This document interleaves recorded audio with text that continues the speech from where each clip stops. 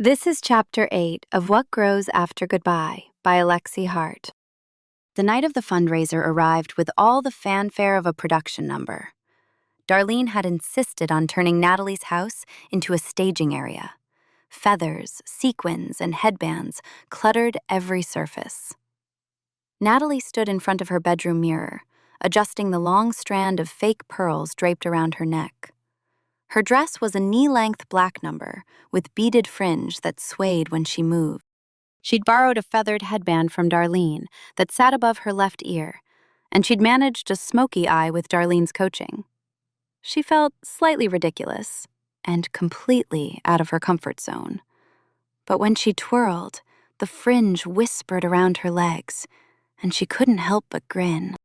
"You look like you stepped out of a speakeasy," Darlene said approvingly, twisting her own hair into finger waves. She wore a deep green dress with a plunging neckline and feathers for days. "If Gatsby had any sense, he would have been after us." "Let's hope Mrs. Givens approves," Natalie said, grabbing her purse. "Are you sure people will recognize me?" "Michael will recognize you," Darlene said, waggling her eyebrows. "And he will drool." Michael hadn't seen her in costume yet. He'd been busy all day at the community center, setting up the website raffle table, double-checking sound equipment, and making sure the jazz band had a stage area. He'd texted her earlier. "Michael, the decorations look amazing. Mrs. Givens is impressed. Pray for me as I teach her how to use an iPad for the raffle." Natalie, sending thoughts some prayers. I'll be there by 6. As Natalie and Darlene arrived at the community center, the parking lot was already full. Strings of Edison bulbs lit the way to the entrance, where a volunteer wearing a faux fur stole greeted guests with a smile and a program. Jazz music drifted through the open doors, mingling with the sounds of laughter and clinking glasses, filled with sparkling cider per Mrs. Givens's decree. Inside, the transformation was complete. Black and gold streamers hung from the ceiling, round tables were draped in sequined tablecloths, and vintage photographs of Willow Creek from the 1920s lined the walls.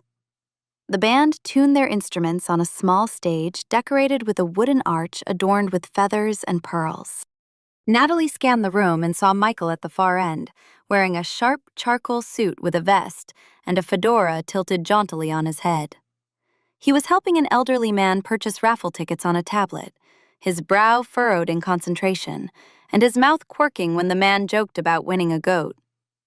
When Michael looked up and spotted her, his eyes widened. His jaw dropped slightly, and then he smiled slowly, a grin that spoke volumes. "Nat," he said when she reached him, his voice warm and appreciative. "You look incredible. Like you walked straight out of a time machine."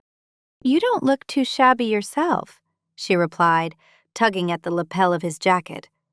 "Very gangster chic."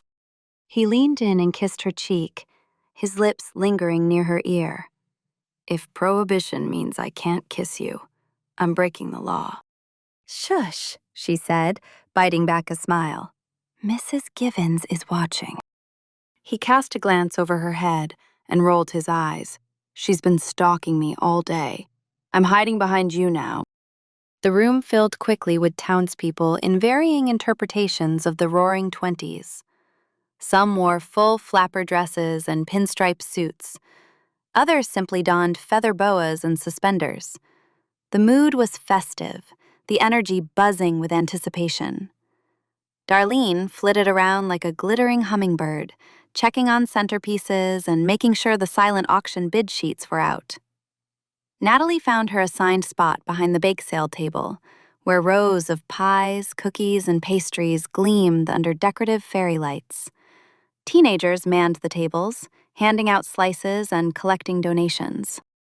As the evening progressed, the fundraiser hummed like a well-oiled machine. The band played upbeat jazz tunes that had older couples twirling, and younger attendees attempting to shimmy. Mrs. Givens made a speech about the importance of preserving the community center, her voice wavering with emotion. Michael's website raffle system worked flawlessly, even impressing the few tech-savvy teens who tried to hack it for extra entries. Natalie floated between stations, chatting with friends and neighbors, laughing at Mr. Jenkins's jokes, and dodging Aunt Linda's persistent questions about her love life. At one point, Natalie spotted Helen and Frank, Michael's parents, seated at a table with Carla and her husband. Helen wore a sparkly headband and looked like she was having the time of her life. Frank held court with a group of men, telling stories that had them guffawing. Carla waved at Natalie, pointing to her belly with excitement. Natalie's heart swelled. This, she realized, was community. It was messy and loud and full of people who knew too much about each other, but showed up anyway. As the band segued into a slower number, Michael appeared at Natalie's side. "Dance with me?" he asked, offering his hand. She took it, letting him guide her onto the dance floor. They moved into each other's arms naturally, his hand settling at the small of her back, her palm resting on his shoulder. The saxophone wailed, the bass thrummed, and they swayed, eyes locked. "This is fun," he murmured, pressing his forehead against hers for a moment. "It is," she agreed, closing her eyes briefly and inhaling the scent of his cologne, mixed with the faint aroma of baked goods. "I didn't think it would be, but it is." They danced for 2 songs, lost in their own world. When the band picked up the tempo again, Michael spun her playfully, making her fringe twirl and her laughter spill out. She felt carefree in a way she hadn't in years. As the night wore on, a minor crisis erupted when the chocolate fountain, Darlene's crowning achievement, decided to malfunction. The motor sputtered, and the cascade of molten chocolate slowed to a pathetic trickle. Guests grumbled. Kids eyed the fountain with dismay. "Not on my watch," Darlene declared, hands on hips.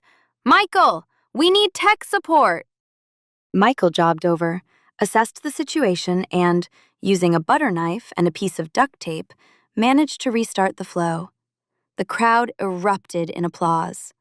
He took a bow and returned to Natalie, chocolate on his sleeve. "You're my hero," she whispered, dabbing at the stain with a napkin. "I always dreamed of saving a chocolate fountain," he whispered back, mock serious. The raffle drawing happened next. Mrs. Givens announced the winners with flair, mispronouncing one name and causing the recipient to snort. Natalie and Darlene cheered when the community center's fundraising goal was not met, but exceeded. Tears shone in Mrs. Givens's eyes as she thanked everyone for their generosity.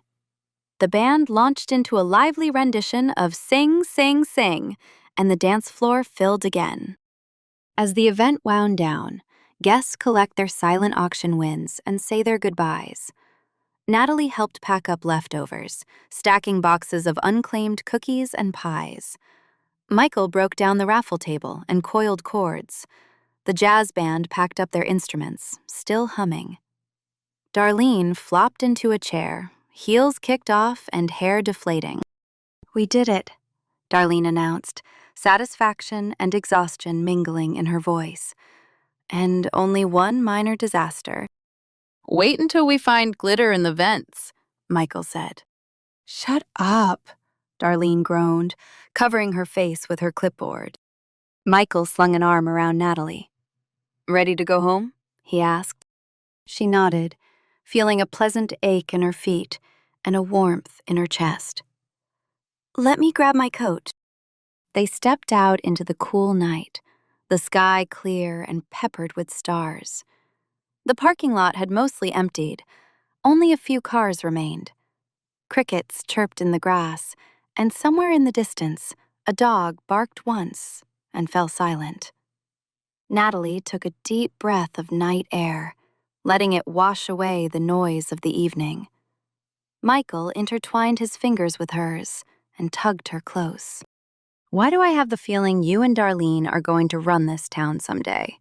he teased, bumping her hip.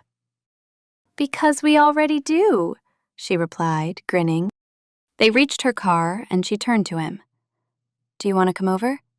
I have leftover pie and possibly a bag of kettle corn I hid from Jacob last year. Michael's eyes lit up. Are you sure you want to share that? I'm feeling generous, she said, stepping closer. Her voice lowered. Besides, I don't want this night to end. He leaned down and kissed her, slow and thorough. The kiss was sweeter than the chocolate fountain, deeper than the slow dances. When he pulled back, his eyes were darker and his breath hitched. Neither do I, he whispered. They rode to her house in comfortable silence, the hum of the engine and the distant chirp of crickets the only sounds. Once inside, Natalie kicked off her heels and set the pie on the counter. Michael loosened his tie and shrugged off his jacket. The air was thick with the scent of perfume and sugar and something else. Anticipation. Natalie sliced 2 pieces of pie and set them on the island. Forks are optional, she said, handing him a plate. He grinned. I like where this is going. They ate standing up, laughing when crumbs fell onto the counter. After the last bite, Michael wiped his mouth and set his plate down. He leaned back against the counter, his gaze dropping from her eyes to her mouth, to her collarbone revealed by the fringe of her dress. You are stunning, he said, reaching out to trace a line of pearls around her neck. His fingers brushed her skin lightly, sending a shiver down her spine. You've said that, she replied, her voice barely above a whisper. I'll say it again, he murmured, moving closer so that his chest nearly touched hers. You're stunning. I want you. Heat flared low in her belly. She had wondered how this moment would feel when the air between them shifted from sweetness to something more charged. She had worried about guilt and grief and about whether she was ready. In this moment, with Michael's earnest eyes and warm hands and the hum of the jazz still in her bones, she felt ready. She felt like she was choosing this deliberately, not falling into it. She placed her hands on his chest, feeling the steady thump of his heart beneath the fabric of his vest. I want you too, she whispered. But can we take it slow?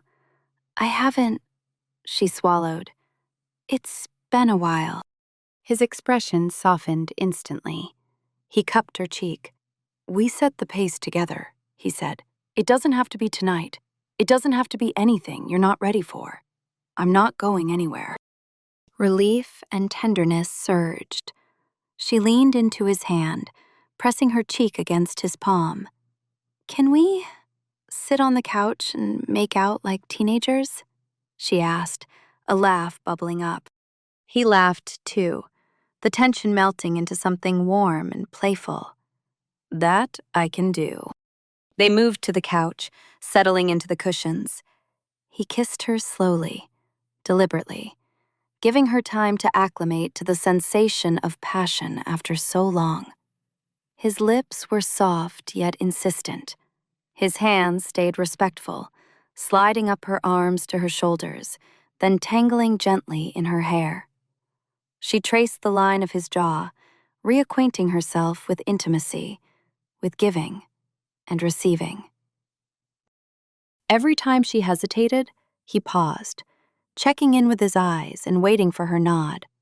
It was like learning a dance with a partner who matched her step for step, never pushing but encouraging. His thumb found the pulse at her throat, like he was keeping time with her. Time blurred. Minutes stretched and folded. They kissed until her lips tingled and the fringe of her dress tangled in the couch cushions. When they finally pulled apart, breathing hard, she felt flushed but light, like she'd shed another layer of grief and fear.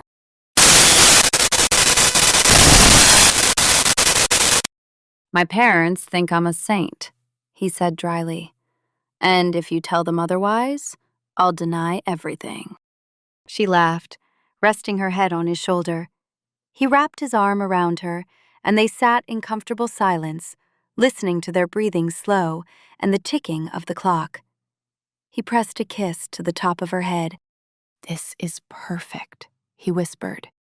"It is," she agreed. "And when the time is right, we'll know." He tightened his arm around her. "There's no rush. I'm invested in the long game." They spent the rest of the night on the couch, talking quietly about everything and nothing. Eventually, he stood, kissed her forehead, and said goodnight. She walked him to the door, feeling content rather than reluctant. They kissed once more on the porch, under the watchful eyes of the stars, and then he left.